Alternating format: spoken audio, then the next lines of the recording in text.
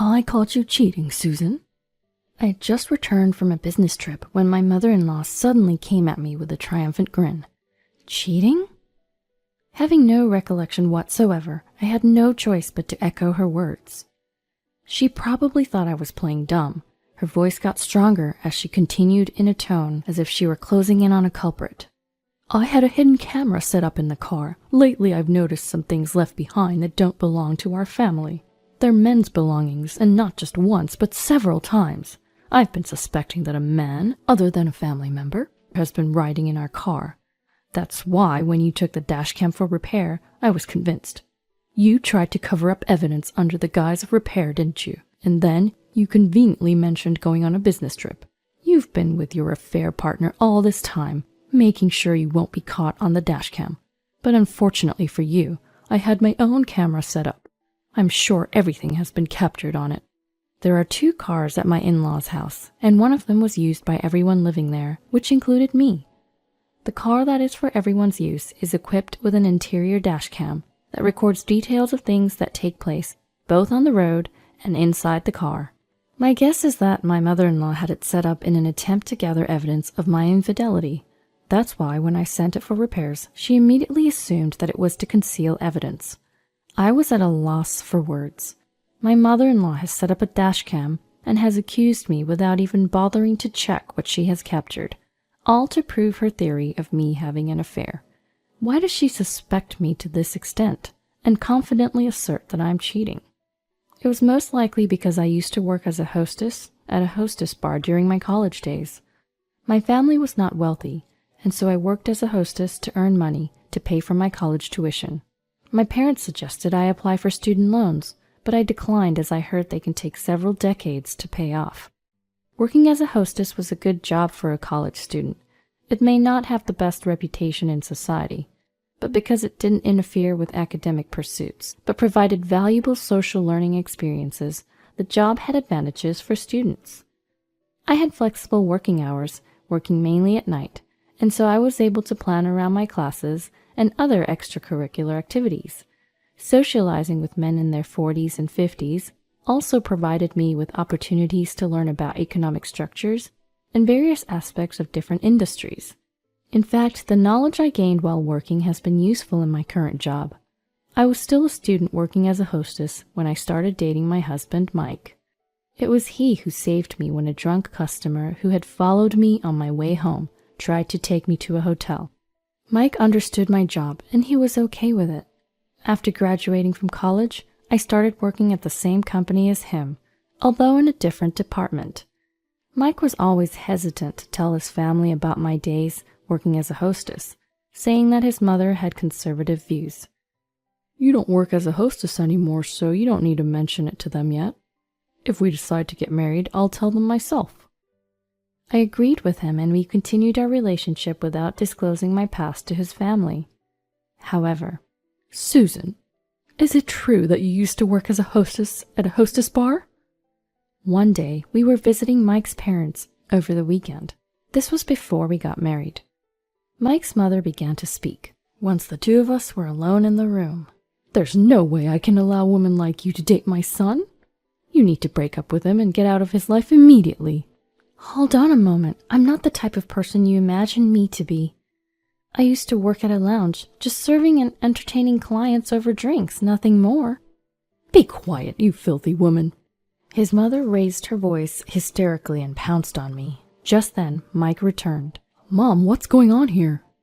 As he stepped between his mother and me, he looked at us, alternately, saying, Calm down and talk to me. This woman was a hostess, did you know?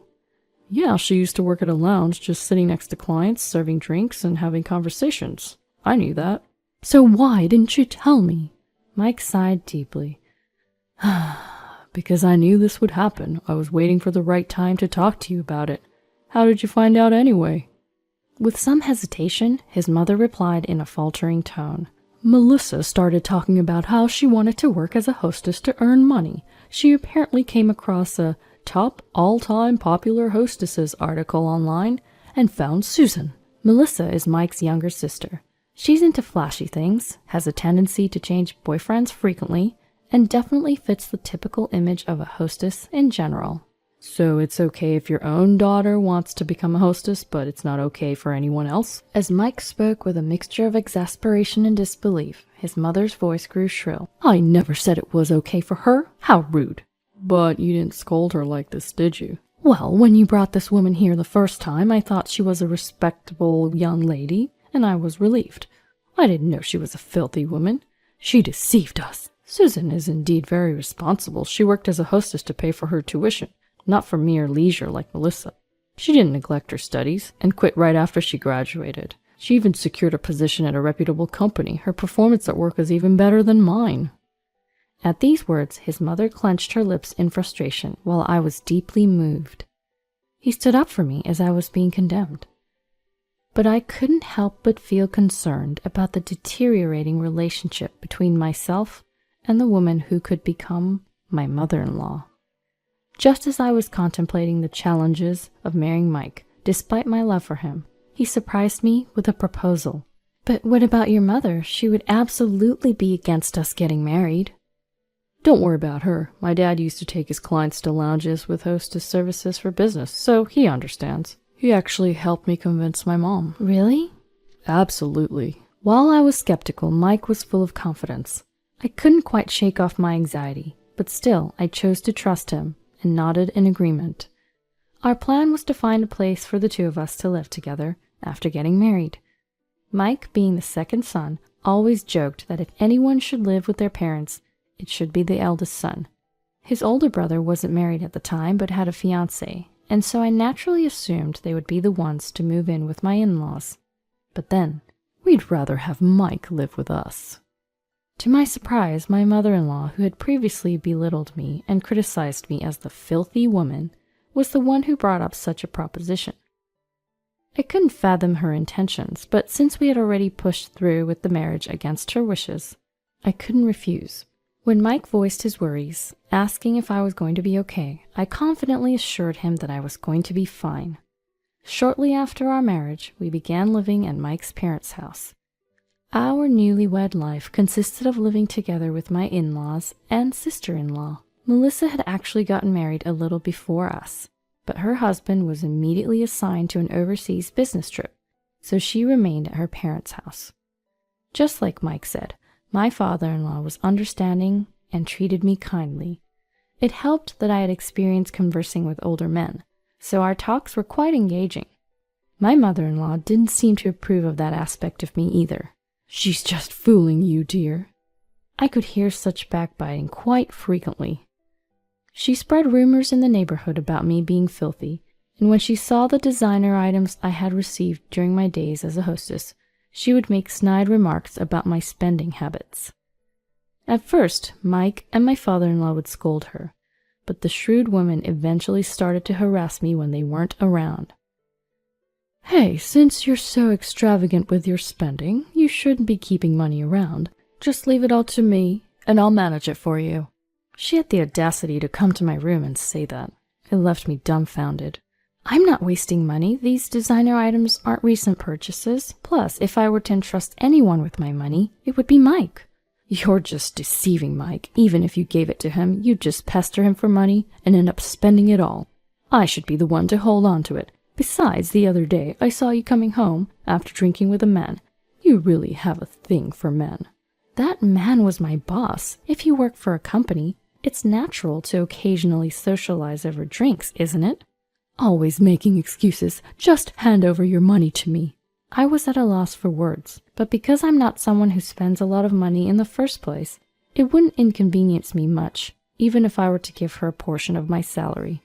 So I replied, I guess I could give you about half of my salary, but remember, it's my money that you'll be managing, so don't use any of it. How could you say that? You are really rude.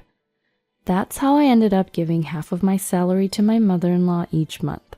She would come to my room to collect my salary each month, perhaps to keep it a secret from Mike and my father-in-law. Melissa, my sister-in-law, was more favorable towards me. She would approach me in a friendly manner and ask about my days as a hostess, or seek advice on her friendships. I appreciated her being friendly with me, but it wasn't exactly comforting, given that she was far more reckless with her money than me, but never got scolded for it. Plus, I've noticed that she's been occasionally taking and using my personal belongings without permission. In the beginning, she quietly borrowed them and returned them, but eventually, she stopped returning them. My mother-in-law's behavior was escalating as well. She would follow me when I went out on my days off, and if I spoke to a man at all, she would take photos claiming it as evidence of infidelity. She'd show these photos to Mike and my father-in-law, insisting over and over again that I was having an affair and that I should be kicked out. "I want to trust you." After being shown evidence of infidelity by my mother-in-law for who knows how many times, Mike spoke to me with powerless words that seemed to contradict his true feelings. "But the number of photos my mom brings to me, isn't it excessive? Have you been meeting men behind my back?" "No way," I interrupted him out of shock. "Your mom takes photos of random people I bump into or people asking me for directions. Strangers I absolutely don't know." "Yeah, you're right, sorry." Mike's voice lacked energy, and I didn't feel he fully believed me. Melissa would buy into everything my mother-in-law said, often commenting, whether maliciously or not, "Susan, you really have a lot of men wrapped around your finger. That's amazing." Her words seemed to be taking a toll on Mike as well. My mother-in-law's boast about having caught me red-handed came amidst this ongoing tension. "I finally got definitive proof of Susan's infidelity." With that, she summoned my father-in-law, Mike, and Melissa to watch the hidden camera footage with her. I knew everyone was suspicious of me. Due to my mother-in-law's outrageous behavior, even Mike started to think I might be cheating. But just as strongly as my mother-in-law insisted on her evidence, I had absolute confidence that I hadn't done anything wrong. And at that moment, only I knew about the shocking footage that was about to disappoint my mother-in-law's expectations greatly. My mother-in-law pressed the play button. Immediately, the inside of the car was projected on the screen. Everyone except me held their breath. What appeared on screen was in fact Melissa, indecently dressed and flirting with a man. That's right, I was the only one who knew about this. The man's belongings that did not belong to the family, as my mother-in-law had put it, were the belongings of Melissa's lover. "What? Wait, what's going on?" My mother-in-law spoke so fast and pressed the pause button on the remote several times, but perhaps due to her panicking, her fingers couldn't actually press the button, and the image of Melissa in disarray continued to play. Melissa's voice filled the room. "Stop it! Turn it off!" she cried out in a voice filled with anguish, on the verge of tears. "Why? Why did this happen?" "But Melissa deleted all the footage from the dashcam." When I opened my mouth, everyone turned to look at me. Clearing my throat, I continued. "Earlier, your mother didn't mention that this footage was from her hidden camera. You let your guard down because you thought you had deleted your own affair from the dashcam, leaving only mine." Melissa, with a look of despair, directed her gaze towards her mother. "Why would you put a hidden camera? That's awful. It's like you're spying.